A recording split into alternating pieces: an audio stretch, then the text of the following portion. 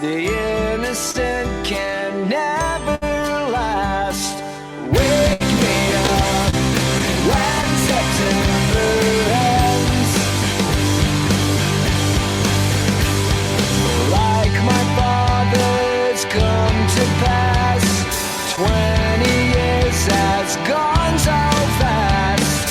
Wake me up when September ends.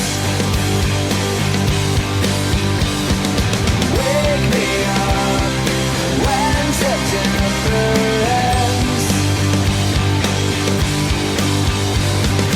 Wake me up when September ends.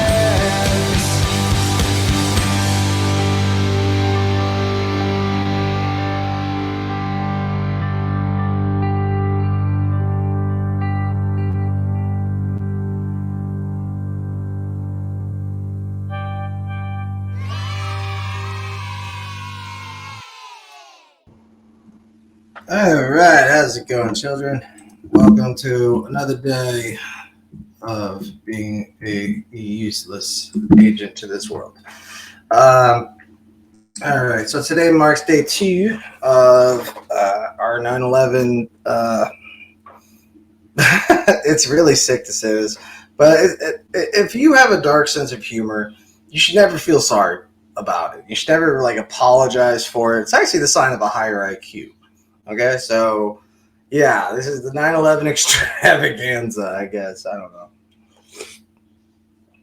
So as we lead up to the buildup of till False Flag Day, which is what we should be calling it if we're not going to go with Gandhi.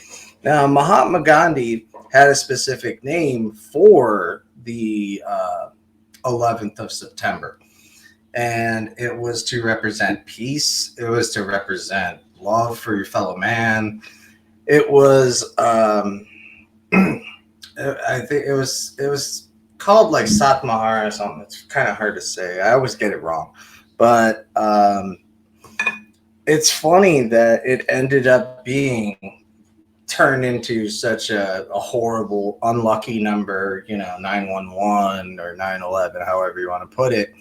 And it's funny. That's the weird, sick humor of life, is that the day of peace and love, of course, will be ruined by an American government.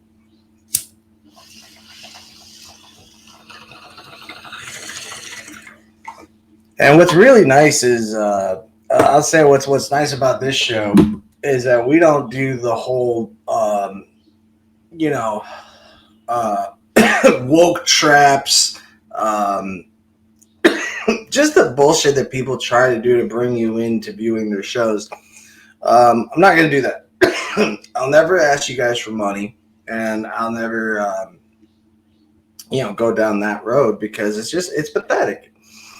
It really is. And I mean, when you see an ex-president standing up and selling T-shirts of his own mugshot that you can get for like $5 in a bargain bin at Dollar Tree, but he's selling them for $35 fucking dollars. And so it's just, that's how much we charge if you want like a useless agent shirt, which honestly, I would just tell you, go to like a 1 hour tee and just, just take our logo and go ahead and slap it on a T-shirt. I don't give a fuck. It's amazing. You could have just gone to a store, any T-shirt store. There's plenty of these little shops. There's one that used to be called the T-shirt Deli, and I used to get all my band's shirts from them. So I was in this punk band, and we had a monkey smoking a joint in a mugshot, and that was the front photo. And it was an awesome shot, great profile. And people constantly would ask, what is that shirt? What the hell is that? Where did you get that monkey? And it's really cool. So if you're going to do it, you got to do it with something special. Now, literally, he just slapped his own mugshot, and then they put in the cheapest letters possible, never surrender, or some dumb shit like that. And so it's it's just a strange world we live in, man. It's fucking weird.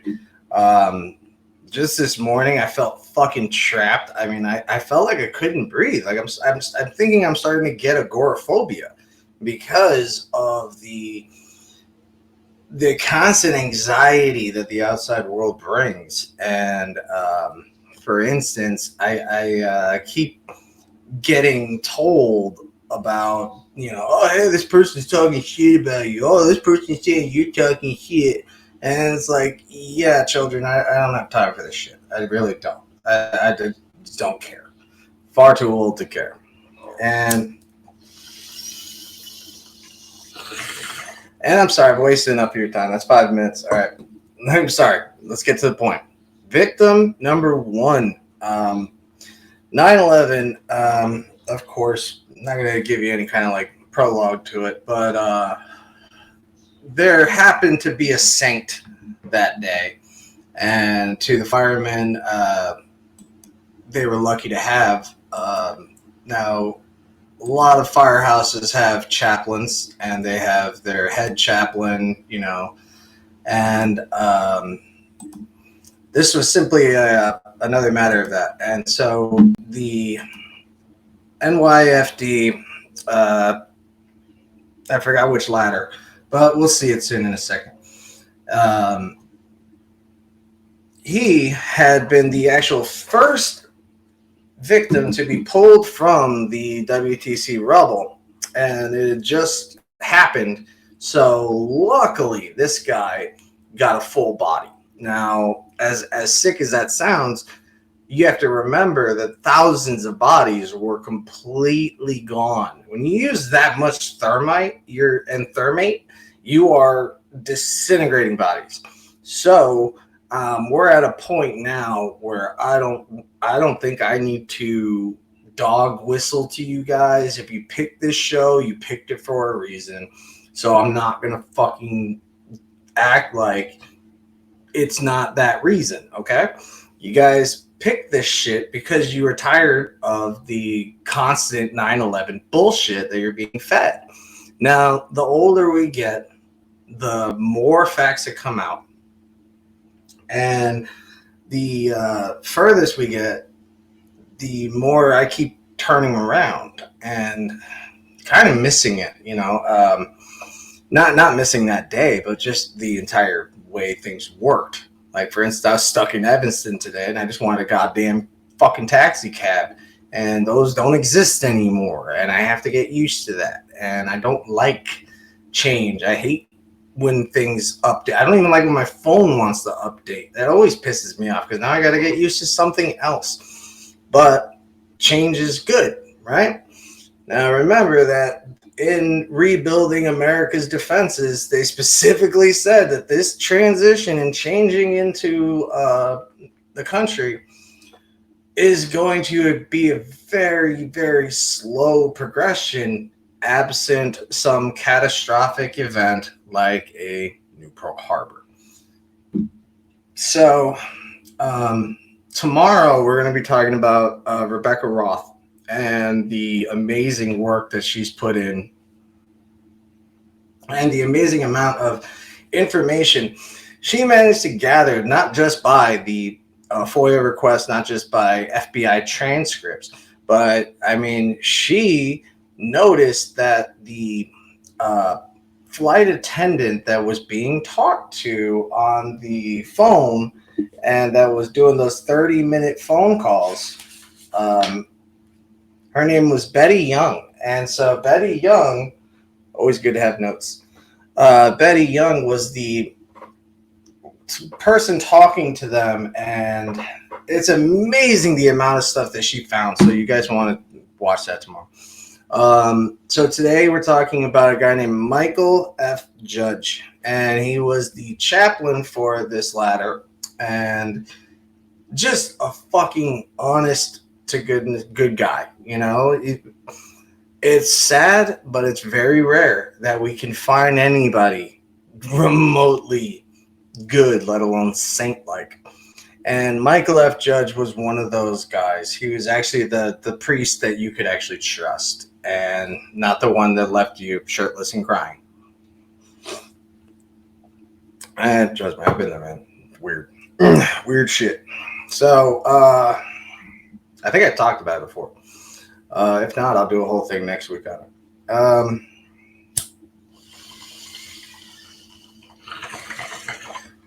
So we're going to watch real quick a few minutes into who was Michael F. Judge and why he was so special. Because, honestly, this guy was I went and dug up as much info as I really could, and there was nothing negative. I really couldn't find that much.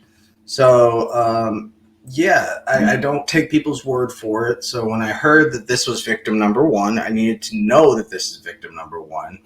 And he's actually listed. And so, we're just going to jump into it and just see how it goes. All right.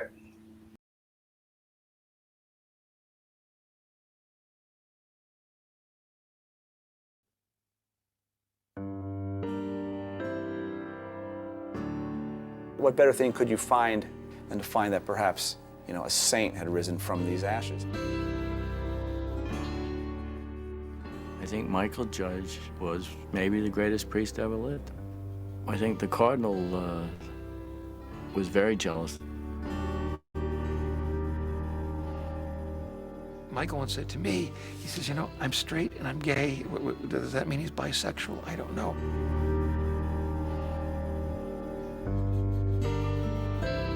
He was a pillar of strength, a pillar of love and faith. He stood tall as those twin towers that day.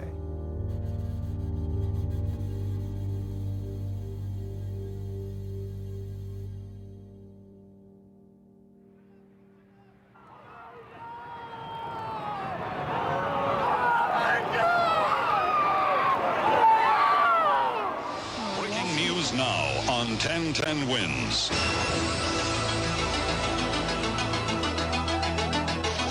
This just into our newsroom. A plane has crashed into the World Trade Center. Let's get this live update from 1010 Wins correspondent Jim. It was complete chaos. Everybody running every which way, everybody screaming, trying to get out. We went into the building, and every piece of glass was broken. There was sprinklers going off, alarm sounding. That you thought couldn't get any worse, getting progressively worse. Yes. A second crashing into the second tower of the World Trade Center. The first tower, one tower. I was in the building when the second hit. And all of the world. Oh, wait. Oh, my God. Oh, my God. The building fell. Are you there? The building just fell. Which Oh, my God.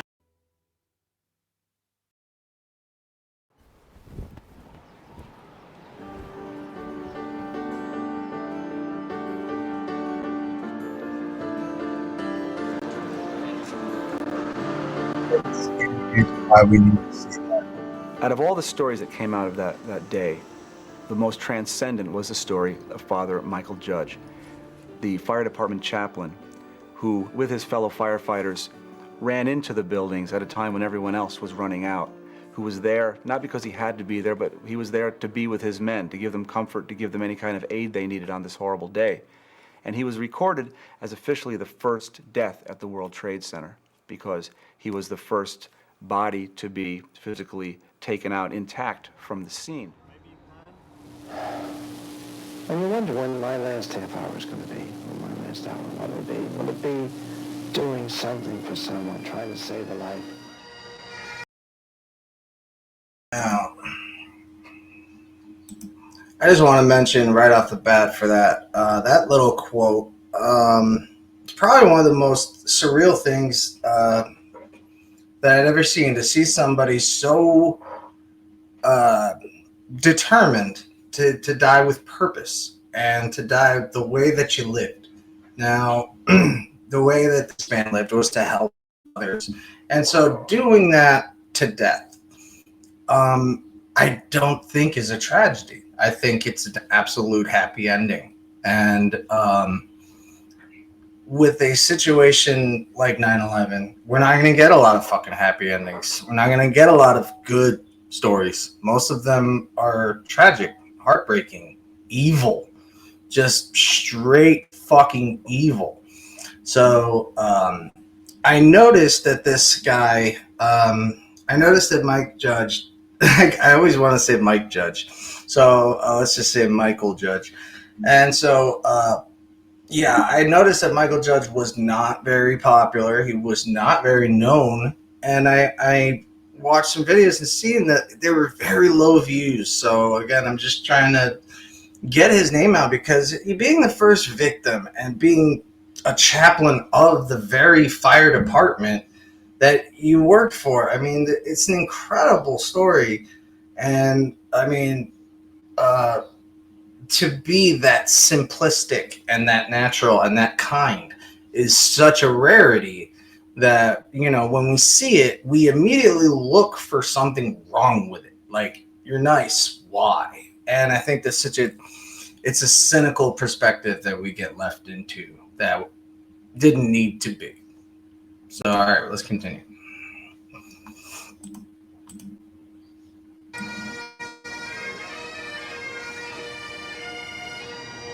Now let's remember what he said about being jealous. I didn't understand that.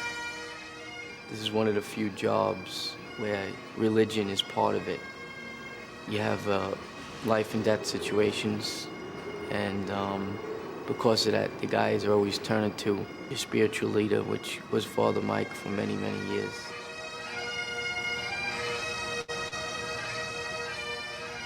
But the World Trade Center went down. So did one of the tallest people in the world. Just a great friend. Right? Gone. One of our friars was walking down 6th Avenue and actually saw the airplane go overhead at a low altitude.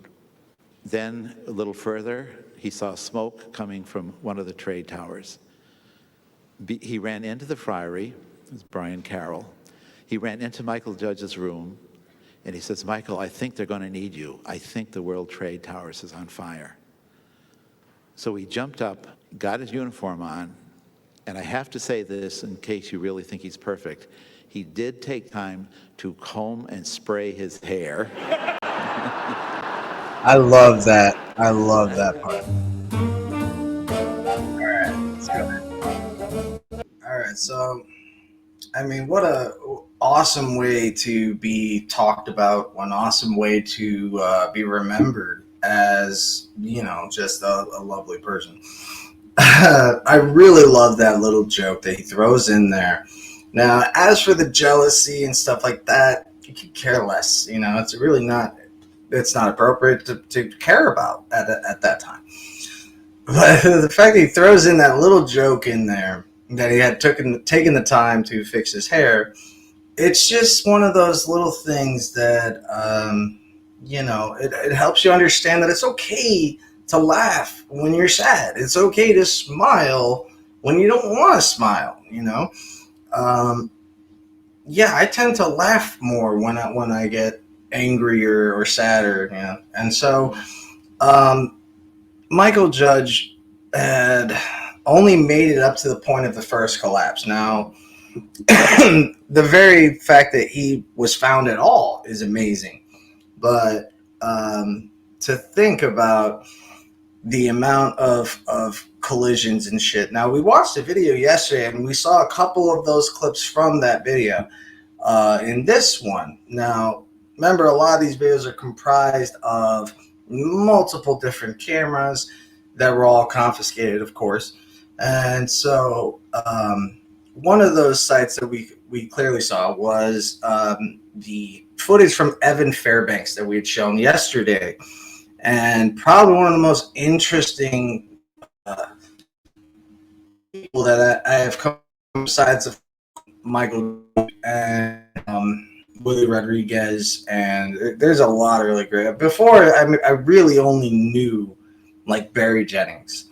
You know, that was probably like the only person I could really say, you know.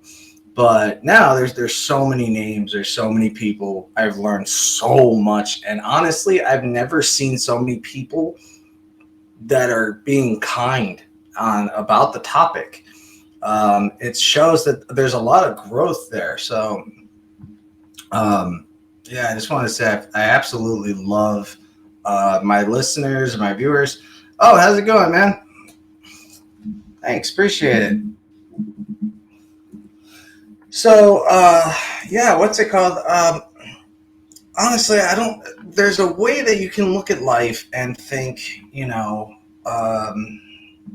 yeah, sure, it's pretty damn sad, but of course, there's always that way to turn shit around. And appreciate you like my name. Yeah, it's pretty sweet. It's pretty useless, actually. Honestly, every good name was taken. That's where it came from. But I'm trying to see your name. It says I follow if you. Yeah, I can't read it all the way. I follow. Hang on. There you go. All right, so yeah, what's it called? It's awesome to see, anyone being remembered that way. And so the point that I was trying to make is that it's really interesting how many people I have met throughout this rabbit hole, and I didn't expect to find. So yeah, I did on the spot, man. So yeah, it's amazing how many awesome people that I'm meeting throughout a topic like this. And I was specifically told not to cover this topic. I was told if you do this, you are ruining your show. Your name's gonna get dragged through the fucking mud. I'm like, dude, I don't give a fuck. I love what I do. I love talking to strangers. I love making new friends, and I love meeting new people and seeing new shit. So, the one thing that I've gathered is that Gandhi's, originally we were talking about Gandhi using 9/11 as a day of love and peace. And it's funny that it ended up turning out that way. And when you think about it, and those that were the cabal of people that were in control of this entire false flag, they wanted you to forever think about this and fear. And it's amazing to look at how many people can talk about this with confidence, with critical thinking, logic, and common sense and reasoning. So to me, that is the caveat that I take from this. The positive message that I get from this is that for the most part, of the real truth seekers that are really thinking for themselves and do not take anybody's word for it. And you should never take anybody's word. I always say don't take my word for it. Go fucking look it up. And don't use Wikipedia. All right. Remember, you can write anything you want in those things. So I rarely use anything with Wikipedia. I like my encyclopedias, and even Encyclopedia Britannica can still lie to you, because you have to remember the quote by Napoleon: history is written by the winners. So meaning, if you barely want to fight, you can still walk out and say, I kicked that dude's ass, because the winner tells the story, not the loser. The loser usually doesn't live to tell the story. And so in this situation, we were designed to fear this number, this day, this atmosphere. I worked in the John Hancock building, and I can't tell you how many times I would get, do you feel safe here? Does it feel safe working here? Sweetheart, if we're going to go, we're going to fucking go. All right? It ain't up to us. We don't get that choice. We don't have it. And we know we don't have it. And to me, that's using logic and reasoning and saying, hey, look at that. We can't even choose our own fucking president. Why would we be able to make our own choices in life? We can't even choose who we choose to represent us, And so this is where study needs to come into play. This is where guys like Stephen Jones come in, and David Chandler, and Richard Gage. Like I said, I've learned so much in the last year. And in the last couple months, I have picked up so much information thanks to you guys. You guys are fucking amazing. I love all of you. I seriously do. I don't care. Even if you hate on me, I mean, whatever. This dude just said a weak burp. I don't give a shit. It was a manly burp. It was a damn manly burp. And it was on the spot, too. So my point is, as always, to try to think about it from a different perspective. That's always what I'm trying to say. So Michael F. Judge is not a tragedy, and it's not a sad story. It's a great happy ending, and I hope you guys go check out that video. And so literally you just have to put in victim 0001. That's why I titled it that. So you can literally type that in and go ahead and watch that for yourself. And because I don't like using other people's shit. And yeah. So to end off this sad little subject, let's go ahead and watch a rich white person get arrested. You guys want to watch that? I want to watch that. So it's pretty funny. Hang on 1 second. I'll pull it up, and then we'll end the show with that. All right. Yeah, this is what happens when you have way too much white privilege, okay? You literally get little kids like this that won't get out of your goddamn car. Now, this kid, all she did was refuse to get out of the damn car. Now, when you're over 18, you can't pull this shit anymore. You're not 6 years old, okay? So, yeah, this is how you end up getting treated when you act like a damn moron and you act a fool with goddamn cops. Why? Put your hands behind your back. No. You're under arrest. No. You're gonna be I'm placed not under arrest. You I'm are. under cardiac arrest, if anything. You're No. placed under arrest for trespassing and resisting. You can't do that. We can. No, you're not going to. You're not going to. We're already doing Stop. Stop. I wish we didn't have to. Stop. I wish we didn't have Stop. to. We tried to work it out with you. Stop. And for whatever reason, you decided Stop. not to. Stop policing me.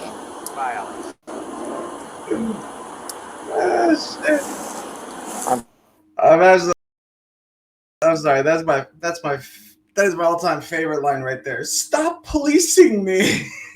They're fucking policing you, dumb bitch. All right. That put a smile on my face. I love watching rich white people go to jail. And that's what happens. You know, this is your brain, and this is your brain on white privilege. You just can't seem to get it right, you fucking idiots. All right, so tell your children no. You're a dick. All right, love you guys, man. Stay safe, stay free, turn around, blah, blah, blah. Stay cheesy, my friends. Love you guys.